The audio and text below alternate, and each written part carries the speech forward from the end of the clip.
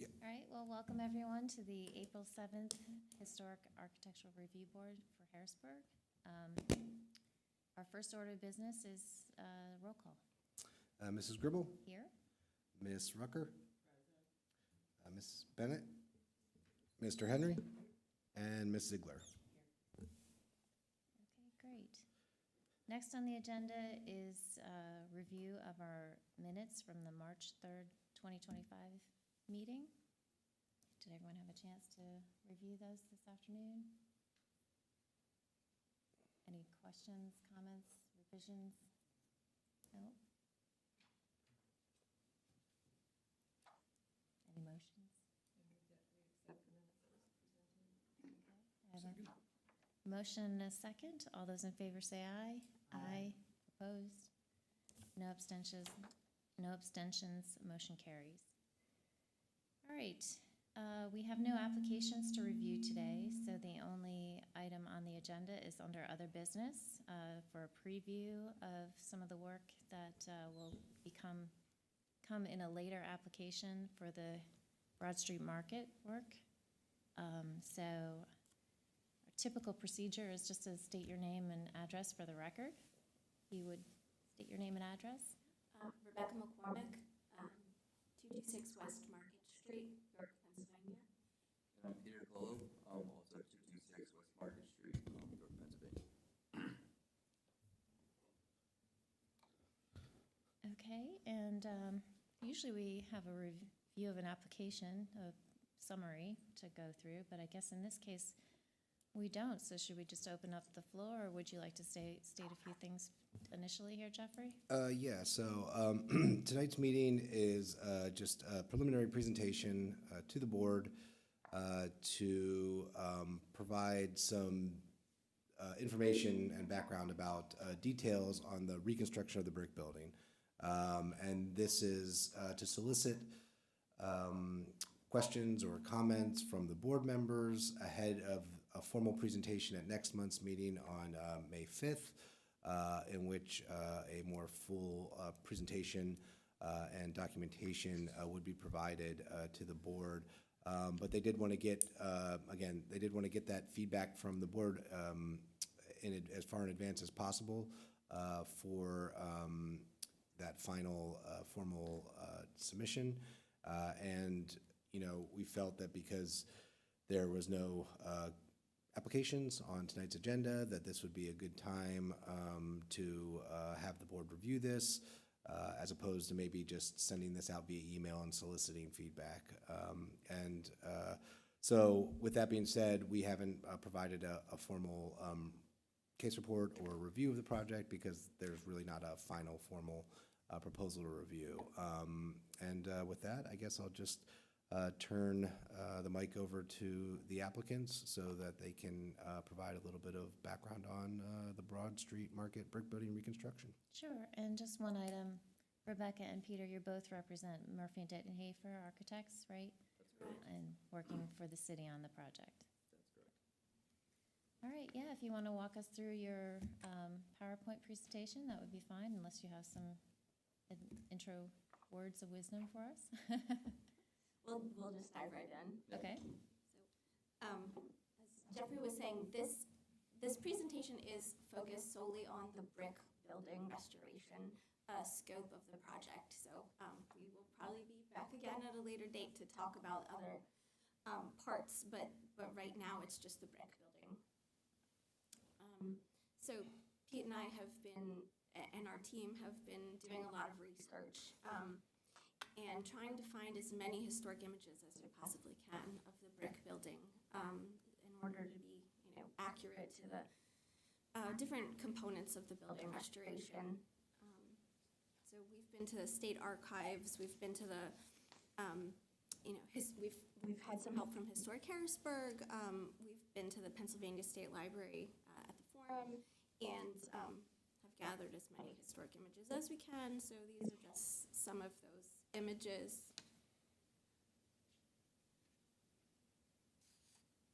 Would you mind going back to the second page for a moment and just orient us to what this photograph is showing? Sorry, on the right, which of those are the existing buildings? So it would be the building to the right.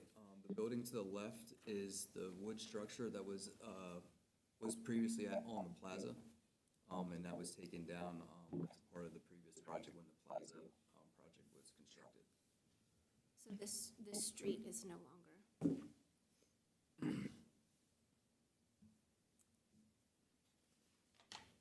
Okay, thank you, sorry.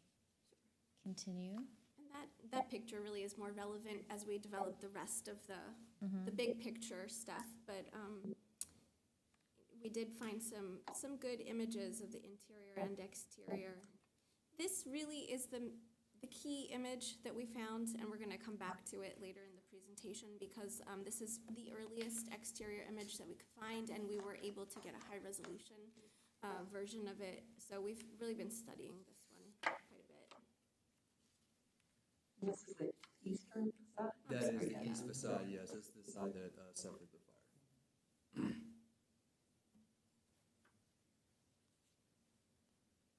So we started first by looking at the masonry. We have a consultant, Shepherd Restoration, that focuses on building restoration and things of that nature. So see these images here. The image to the left is showing that the current masonry wall is 2 widths thick with roughly a 1-inch air gap space in between. It's a very slender wall, it's tall, so we're comfortable that we're going to be able to stabilize the wall and use it in our new plans. Some of the things we're proposing is to have an 8-inch metal stud on the back side of it to help support it and stabilize the actual wall. We're also proposing to infill grout basically in that airspace to stabilize it even more. And then one other thing to note from the brick, the photo to the right is every 7 courses there's a header course that kind of ties all this together. So these are various images of the grout, the mortar and grout. And there's very different iterations throughout. We did do an in-depth mortar analysis, and we were not able to find any of the original mortar throughout the building. But we were able to understand what's currently on the building, and we're currently analyzing and finding the right mortar mix for the existing brick because they're more of a softer brick, and as you can tell from the bottom right images that they're starting to deteriorate on the face. These are other images of other masonry issues that we're running into. We have efflorescence. There's a water source from down below leading up through the building. There's some graffiti we need to attend to as well.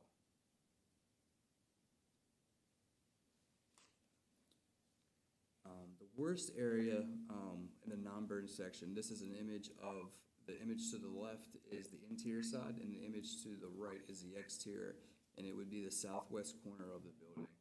And we're proposing to actually take down the wall roughly where the downspout is on the left-hand side, and then on the right-hand side of the window, in between the window and the door, because it's not stable. It's been taking water for many years, and you can see from the interior side that there was like a patch job to try to help the issue. However, it's not really helping the issue. You can see on the exterior of how it's kind of bowing out in that condition. So we really think we've got to take down that portion and build it back exactly how it was previously built. These are just some of the elevations that we're currently working on, construction documents outlining some of the scope of work that is needed to get the masonry wall back to being stabilized.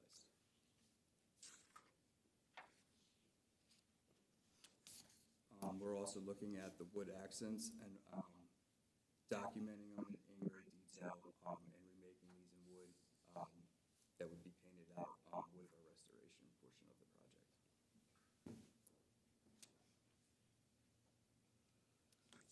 So we did paint analysis on the building as well. We took, along with our consultant, we took about 23 different paint samples from different locations, both interior and exterior on the building. From those samples, really only about 6 were usable samples because there was so much charring on the building. There was very little paint remaining in certain areas where we were really hoping to get paint. But what the samples told us is that the building was a lot more colorful than it was right before the fire, where all of the accents, the windows, and all of the wood ornamentation were painted out white. What we found was that really they were different colors, and the colors changed over the years. And we started to look at the Harrisburg train station, which is of the same era and a similar type of building, which used a lot of these same historic colors. So we think that that's a really good point of reference. And we are still working through what we think the paint scheme should be, but we are going to suggest some colors that aren't just white for some of the wood detailing. This is just an example of a project that we worked on in the past, a project in Gettysburg, historic project, where, again, all of the ornamentation of the windows and trim were painted out white, but after paint analysis, we learned that really those details were a few different colors, and we got everyone on board with painting them back the original colors that the paint analysis told us they were, and we think the results were really striking. We also did get 3 good samples from the interior of the building. Again, working on what we're going to recommend as the paint colors, but we might be looking at the exposed deck on the interior, might suggest painting that out a slightly darker shade than some of the structure on the interior.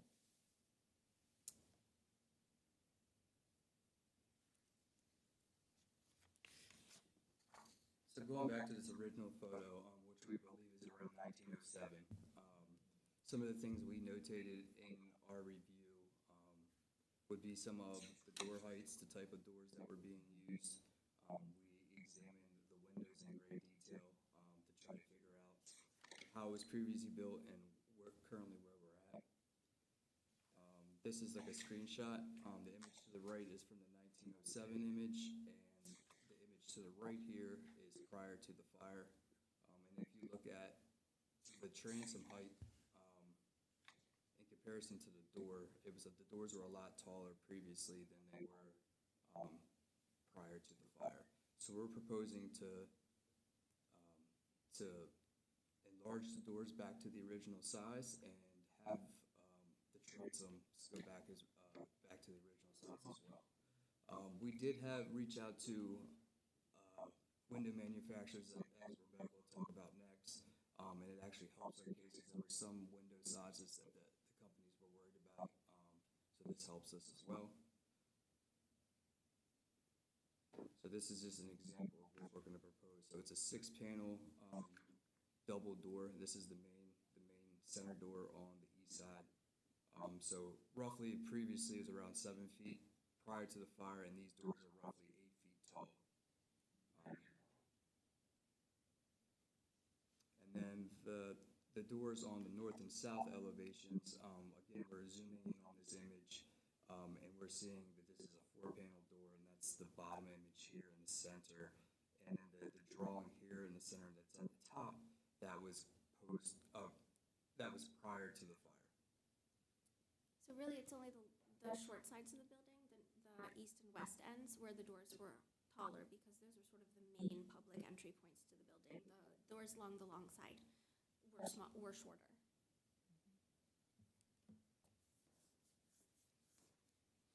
So we know that windows are a point of contention in a lot of cases, but we are, again, really studying and counting bricks based off of the 1907 image. And if you take a look at the image at the far left, that's the historic image, and the image in the middle, the the restoration work that was done in the, I believe, early 90s really didn't keep the correct proportions for the window panes. We would like to go back to the grid, the Muntin proportions that were there in the 1907 image. We are proposing aluminum-clad wood windows, so the interior will be painted wood, the exterior would be aluminum-clad and in a color to be determined. But we really think that the aluminum-clad will preserve the longevity of the windows and really help, alleviate some maintenance that the city would otherwise have to repaint every 5 years or more frequently, all of these windows. And we are working, we've reached out to a number of window manufacturers, and Marvin is our preferred manufacturer. They have a lot of good custom options for matching the stiles and rails and the Muntin profiles to the historic windows. And we are upgrading the building with modern HVAC systems, so we do have to meet modern energy code requirements. So that means that we have to have insulated windows, and we are proposing simulated divided lights. I know there's been a concern with the public about what simulated divided light means. And just for clarification, my understanding is there's still a wood member or an aluminum, we'll talk about aluminum clad in a little bit, but there's a raised mutton bar on the exterior face of the two panes of glass. There's something on the exterior face and on the interior face, and then in between the two panes of glass, there's also a divider so you won't see light between the exterior and the interior piece. So I think some people were thinking it's just an interior piece between two panes of glass, so you'd always get the glossy look over the mutton pieces. That's not the case with these. A simulated divided light is to look like a true divided light window.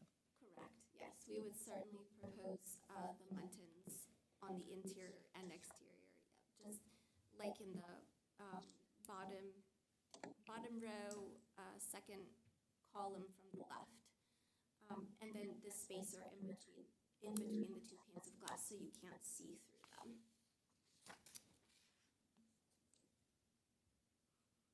So we are working through the details of the windows with the manufacturer to get the stiles and the rails and all of the buttons to be the proportions. It's challenging because we're only using photograph. We know that the windows that still exist are not original. So we're working on what the exact details are to be. If you're done with windows, could I ask, were the clerestory windows, were they operable? They were originally operable, but again, since we are, we're now gonna be introducing HVAC into the building, we are proposing fixed double hung windows, so they would look like they're operable, but they will not be operable because, well, for one, I don't think there's anyone at the city who's going to be going up to the clerestory and opening and closing them, but there's also not a need for them to be operable. They used to work with this, what are they called? Like a long post or Yeah, something. they like work that. with poles. I've been going in there since I was Yeah. a child. They used to open them with these poles up at the top. That's how they open.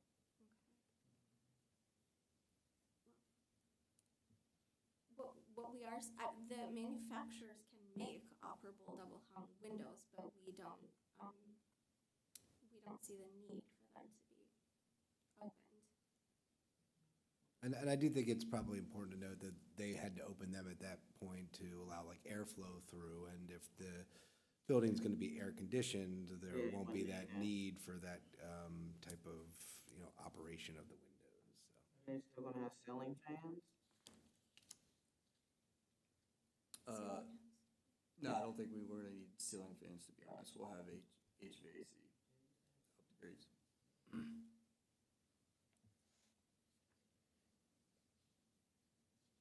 Thank you. All right, for the roofing component, from our 1907 photo, we don't feel there was a metal roof used or slate. So we feel the most appropriate is going back to the asphalt prior to the fire, going to an architectural typical asphalt shingle.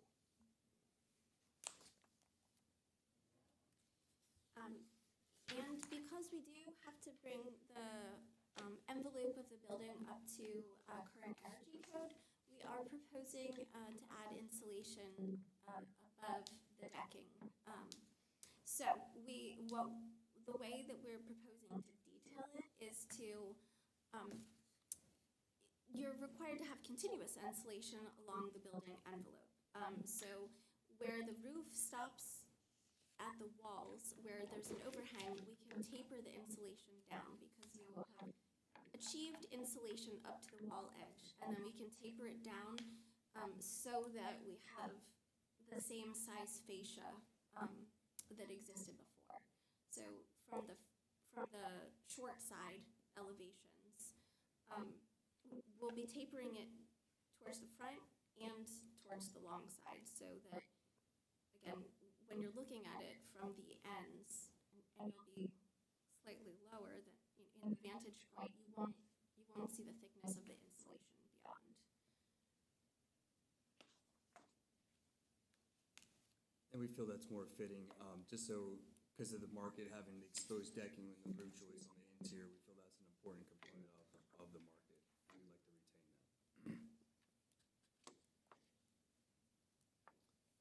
And then for gutters and downspouts, so originally we thought, before we had the high-res photo of this, we thought it was box gutters. But from this photo, we were able to see that it's just half-round gutters, aluminum gutters with regular round downspouts. So we're proposing just to put them back in the same locations that they previously were. Would they have been aluminum or copper But they would be aluminum. at that age? I think there's more of a copper concern of walking off if we replaced it with copper. But we also think that it's hard to tell from the image, but it looks like they were painted, and we're proposing to paint them out in a complementary tone to the brick, not a stark white, so that they blend. Blend in a little better. There's a decorative end on that I'm sorry. gutter. No, it's just a half round. You're talking here? Just the edge? Yes. No, I don't, I think it's just this ending. But that's pretty much our presentation. I do have a site plan here if we need to look at anything in the site plan.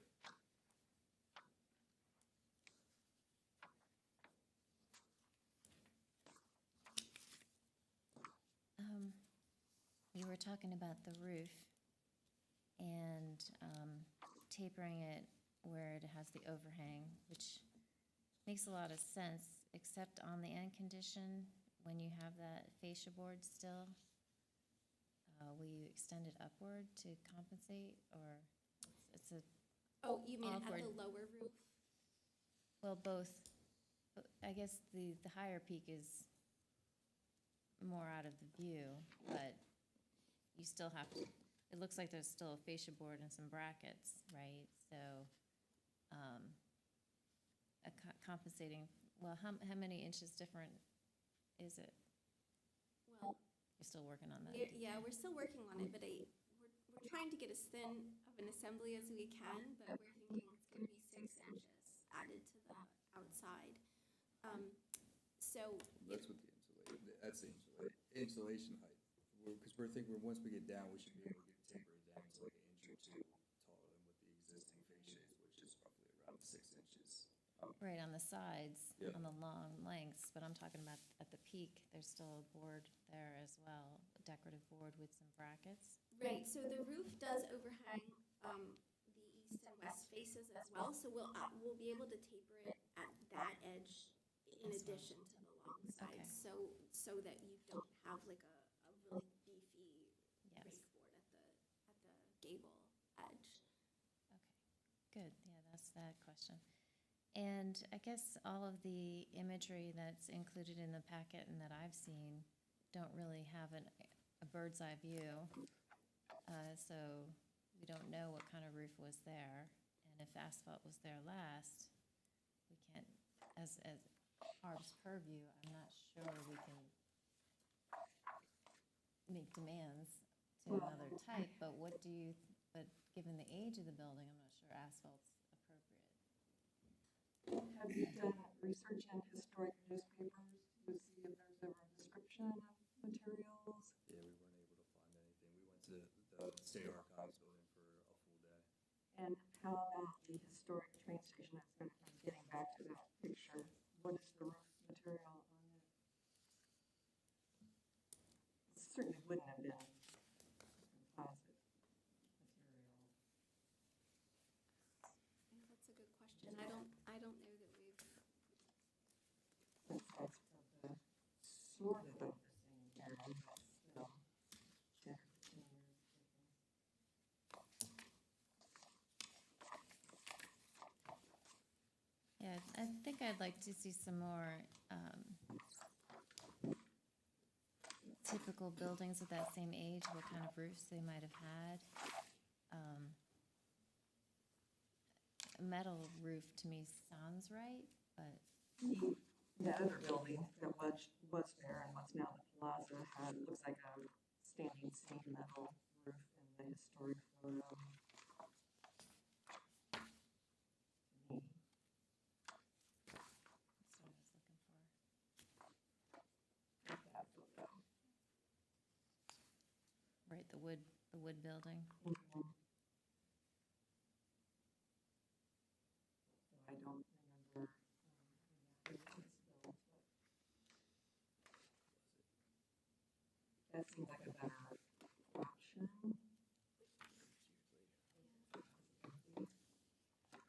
It's a long, it was a little bit after the brick building, but Yeah, because it was built in three sections, starting from the west side. I don't know the exact date for the plaza building.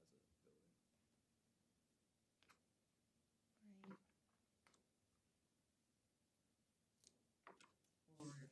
For some research to see, have you tried to figure out about the stone building originally? I know that's earlier, but that might, It does, Yeah, you can't really tell either. We have photos from this, we didn't include them in this packet, but we do have photos. It's easier to see because it's, a gable roof. It's more pronounced, but you can't really make out the actual materiality from the photos we have.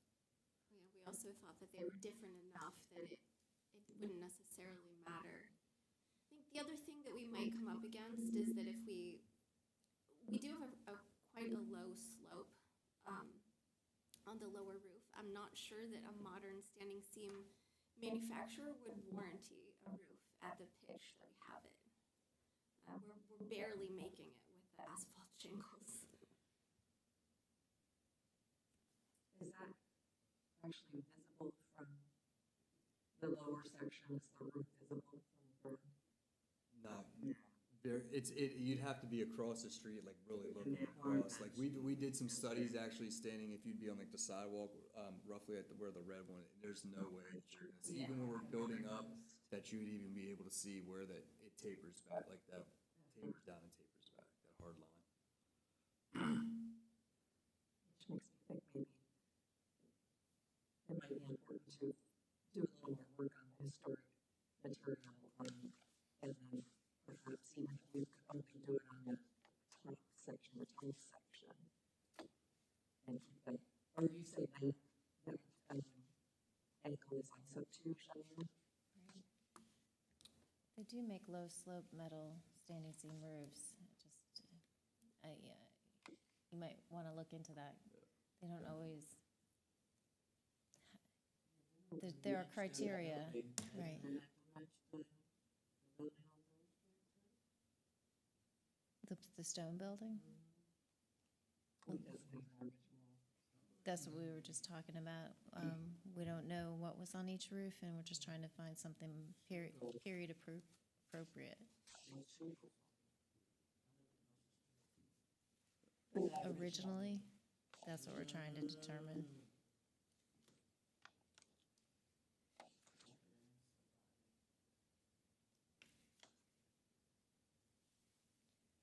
So that's one item of discussion that would be worth investigating further for our next gathering.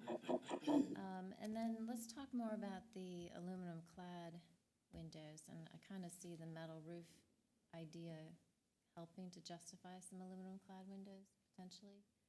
But at the period of the building wouldn't have had cladding, unless you can tell me otherwise, but I don't think the age of the building would have had aluminum clad. And as a board, we're typically looking at wood or wood composite windows.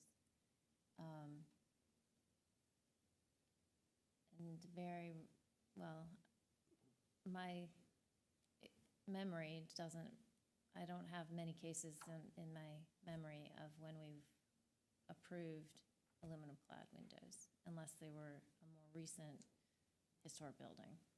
Yeah, there have been a couple aluminum clad windows. I think one that comes to mind is I think it's 1718 Green Street. I think they use the Elevate window, which might have been Marvin, I think, does that line.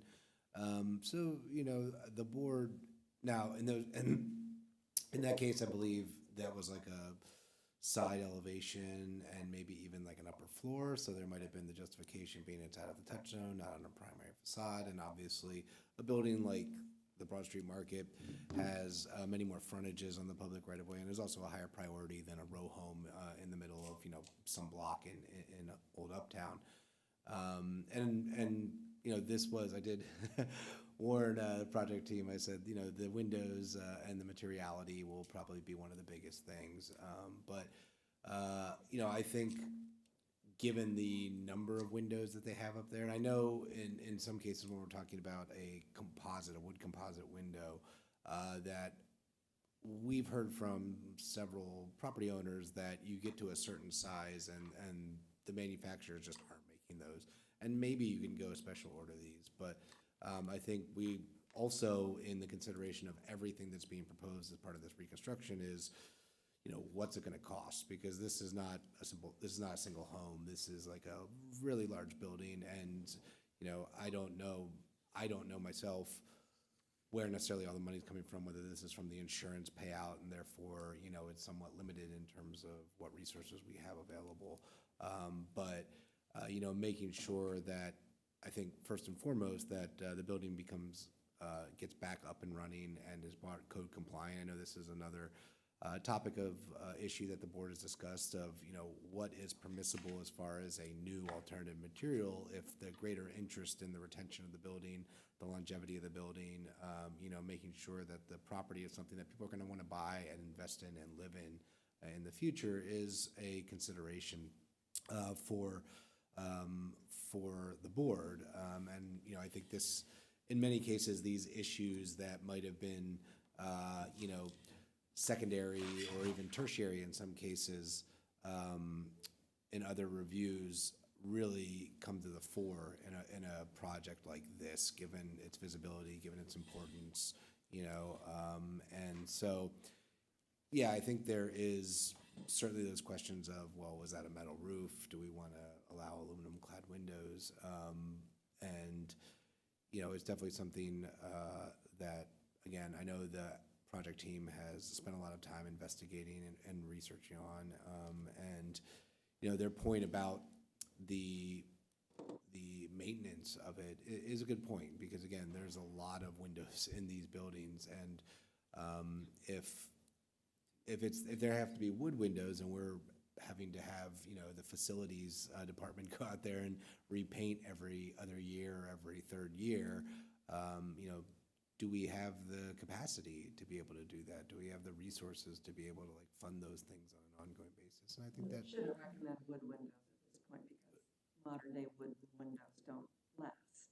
right, But we have kind of stuck to composite, I'm not, yeah, which I'm would not, have to be retreated on the same kind of basis. And I would think that we should at least see some comparison money-wise to size and, sorry, I'm very warm because I look really red. And pricing to get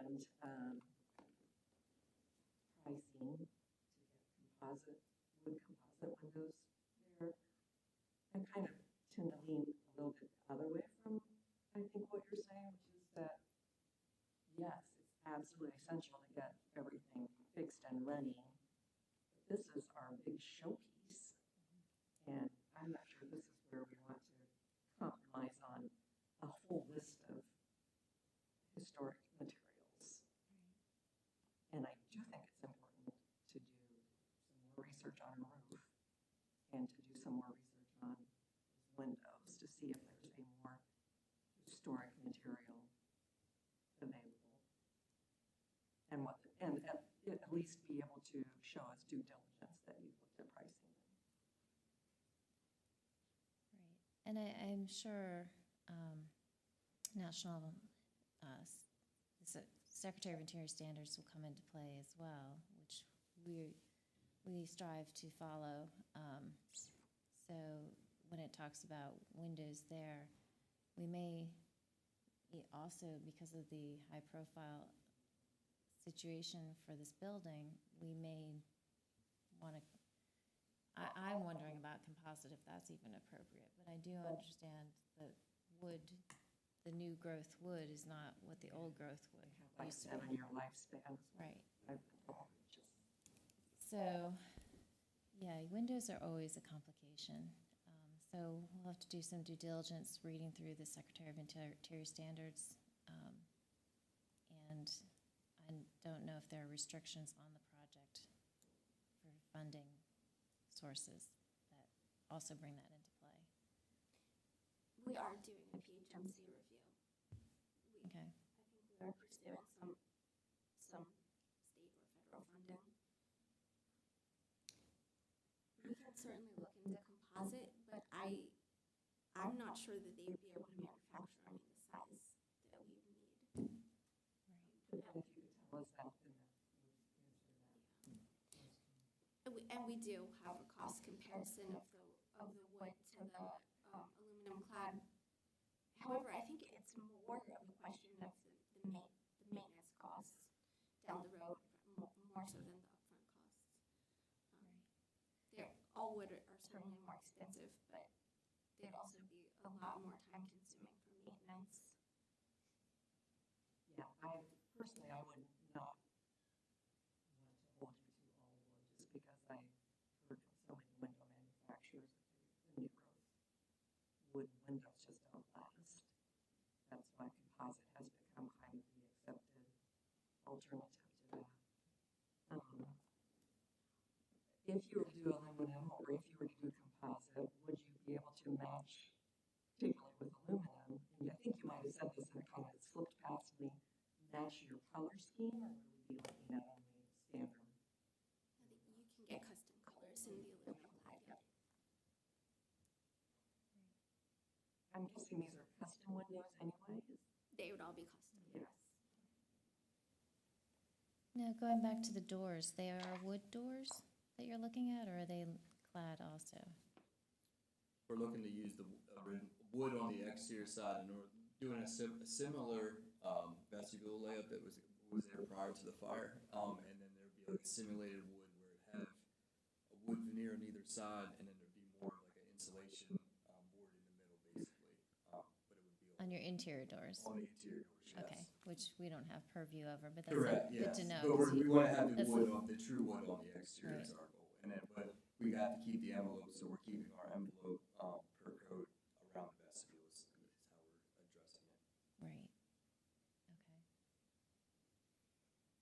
So we're kind of balancing the maintenance of the wood doors with the aluminum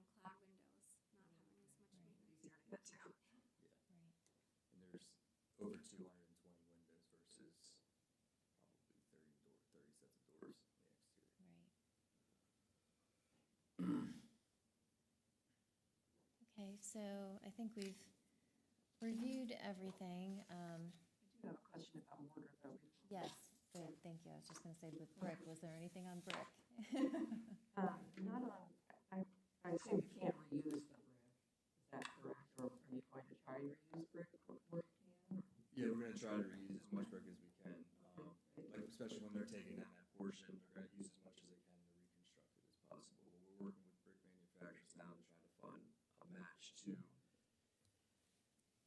There's a whole brick study we're doing too, because each brick, actually, the 3 sections are all different, and then they're also all different from the exterior brick from the interior brick too. So we're taking samples the whole way around the building to get an understanding of all the different variations between them all. And then, well, first of all, thank you for spelling out the word with, because I've been a preservation professional for almost 30 years, and I did not know that's how that was spelled. But when I'm looking at that photo where you can see the 2 sections of brick, interior and exterior, I'm wondering if you could get a mortar sample from that split where it wouldn't have been replaced like it would have with a. They did try certain areas, like the one When that you was take that dead. wall down, maybe you can do that. Yeah, they could try additional ones once they take that down, but they did try, that was one of the things where the door, like, where this image to the left is, they tried to take some out of there, and that wasn't original either. Well, this because all the transoms and doors were all, so they were able to get in, right in that little cavity there is what they were able to do. It seems like there has to be some original mortar inside there. Would you knock that wall down? Will you go with a traditional limestone mortar, or are you gonna go with a type S and N? I always get them confused. The softer. It's definitely Yeah, softer, right? the lime, yeah, I think it is gonna be more of the lime mortar because the bricks are very soft. And we're doing some additional brick testing, because of the way they're sort of crumbling, concerns. And we're proposing to repoint the whole building, so it all looks consistent throughout the whole elevation as well. So at Yeah. first we were trying to do a balance, and it makes sense to do the whole thing, but there's so many patch jobs on it. It's tough to get it all consistent, so we think the cleanest way to do it is just repoint the whole building. Sure. We're also looking at waterproofing the foundation because on the interior, we're taking out the existing slab to add up the new infrastructure. So you can see that moisture is wicking up from the foundation almost in a straight line across the lower portion of the masonry, and discoloring the bricks. Well, I would think any weep holes are covered by the concrete sidewalk as well. That's not a basement in there, is it? No, there's no basement. So, if you're furring out the interior with stud, I imagine that will be some sort of plaster drywall to represent, and some insulation. So are you putting a vapor barrier in, or are you doing spray insulation? What are you thinking? We're proposing spray insulation at this time. Which is the vapor barrier Yep. and an insulator? Back to the white wall, have you detected what the cause of this is? So there's 2 thought processes right now we're investigating them. So one of them is, so if you see the downspout there, so we're thinking there might be a compromise in the line once it goes below grade, and then the exterior, the bottom of the wall is taking the water. The other thing we're studying is the water level. Basically, if it also gets a rain season, elevating up to the bottom of our footer and then wicking up the bottom of the footer. So we're investigating both of them right now to figure out what we think it might be. So we're getting Fix pricing before you- on, yeah. we're getting pricing on, Correcting that. yeah. 'Cause it doesn't make sense to go through this whole restoration if That's my it's all point, gonna come back, yeah. That should be So- corrected before Yep. you go any further. Probably not helped by a modern mortar that isn't appropriate either. Yeah. Because no moisture will work out. Right, so, to my point about the vapor barrier, old buildings would breathe, right? So now we're adding this vapor barrier, and air conditioning, right? as part of the HVAC. So that makes me think, obviously, we need a vapor barrier so that we don't destroy the brick from, or cause other issues. Yep. But HVAC is something that we don't always get to see before it's applied to a building. So where and how are you planning to where are you putting the equipment to handle, where are you putting the chiller, the rooftop units, or whatever you're doing? Roof. We're still working on it, to be honest. It's looking at, we have a central plaza below grade for mechanicals that would feed both the stone building and the brick building. But the cooling tower is one of the things we're still trying to find a home for, to be honest with you. Mhm.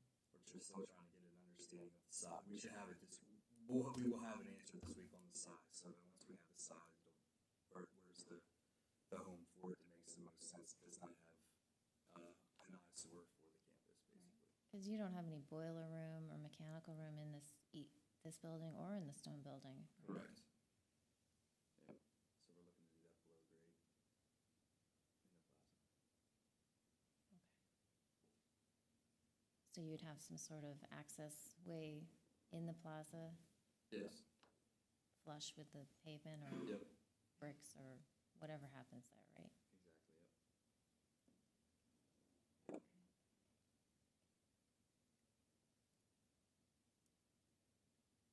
There's also in your picture some electrical equipment, looks like, how it's fed.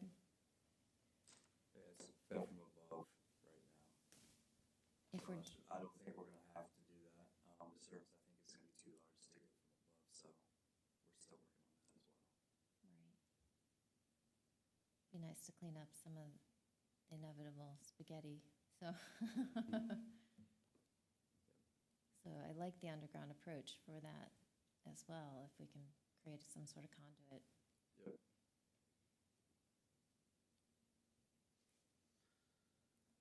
Are you doing anything, are any of those exterior 1990s tables around the perimeter of the brick building? I can't remember. I know they're in front of the stone. They are in front of the Yeah. brick as well. Yeah. Right. Do you have any plans for those?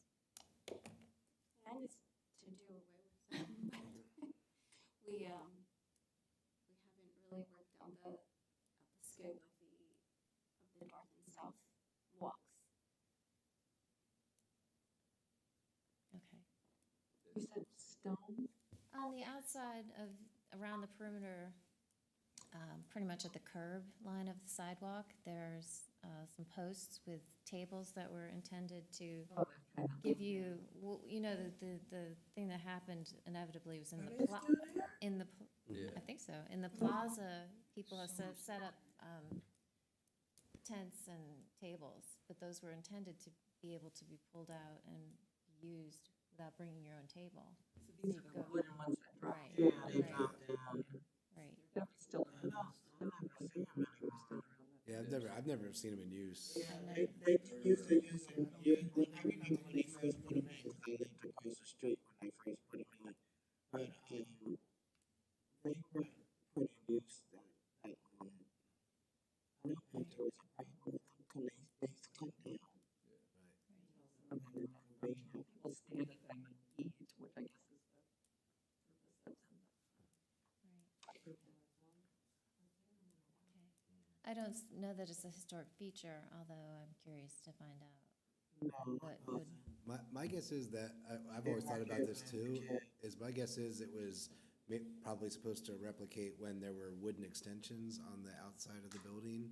And there were stands, I think, in those, and it was almost like a modern equivalent of that. It was obviously uncovered and, unenclosed, but it was kind of intended to replicate the activity that would occur along the sides of the buildings back then. right. And that was called in the 90s. Mm-hmm. The last major renovation. Right. So next month, you'll also talk more about the second phase and third potential phase. So, well, can you talk to us about a little bit about how you're approaching the construction of the project?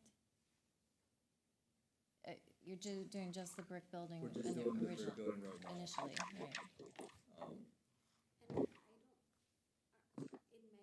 In May, I think we were thinking we are still only focused on the brick building because that's the piece that everyone wants to see expedited and completed. I think we're still working out what exactly the scope is for the rest of the pieces. Okay. Just a question about your color samples. You have like the original era when they were painted, I guess. Says one says first original 1774 finish, second finish like 1800. Are you thinking of picking one of those eras, or are you thinking of potentially using them? I think that we would probably pick one of those eras, but the problem is that we were only able to get samples from a few of the features. No original wood windows that take window samples, but so it wouldn't just be like one of those colors. We would probably look at a couple of complementary colors.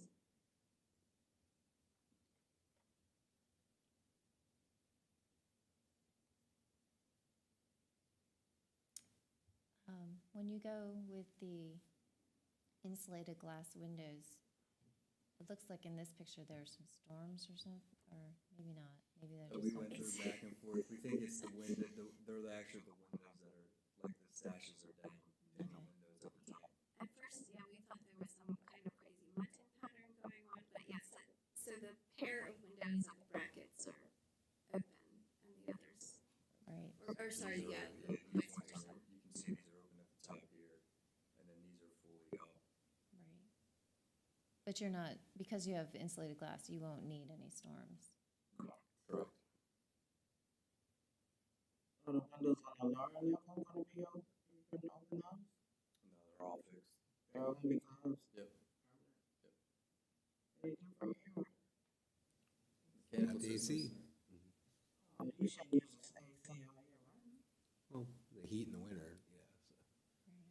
Problem is if you make them Yeah, operable, spring and- yeah, 'cause the somebody windows used to will be open. open them and inevitably the AC will be running. Lockable, operable? Yeah, I don't, there are several double hungs on the ground floor too. Yeah, you don't need stereo.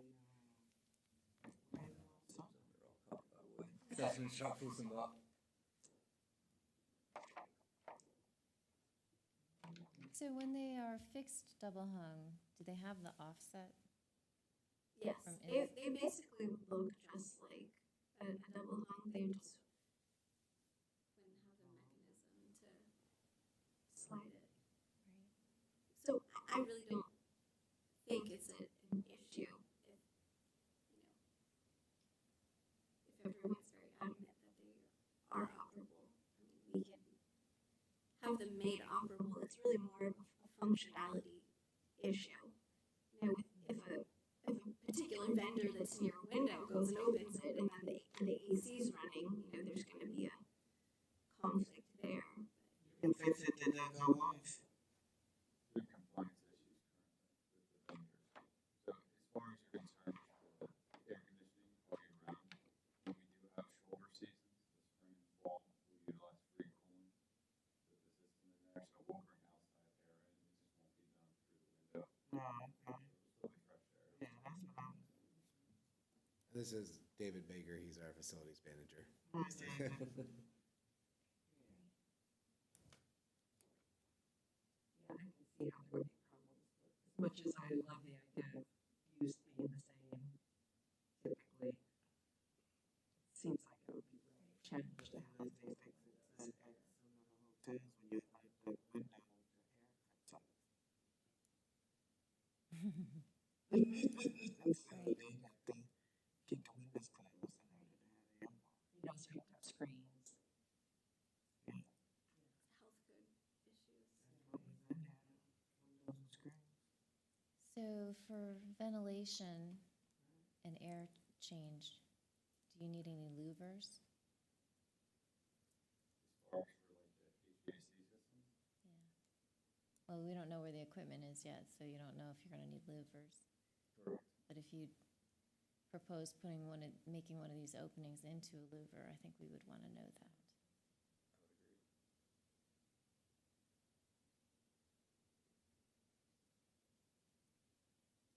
I would agree. Well, I can't speak for everyone, but I appreciate the attention to detail on this landmark building for us in Harrisburg. It's not, and I'm really happy to be here tonight and to see movement on the project as well. So we've been eagerly waiting. Well, I think you've heard from, some of the consultant team's testimony. There's a lot of research that went into this and, analyzing old paint samples. And this was not, I think, just show up and say, okay, we're going to do this, this, and this. It's like, let's understand the building to understand, what its new life and what its new look is going to be. It doesn't seem to me that, from my conversations and our discussions, that there's any preconceived notions about how this was supposed to be done before a thorough analysis of the actual building occurred. And I think a lot of what you heard here is a response to what they found during their investigatory work. Great. Should I open the floor to comments from the public? David, anybody? You're both David, so. Okay. All right, well, then I guess I have to take a motion for adjournment. I'll make a motion to adjourn. Second. All those in favor say aye. Aye. Motion carries. Thank you. Thank you for your time. Thank you. Thank you.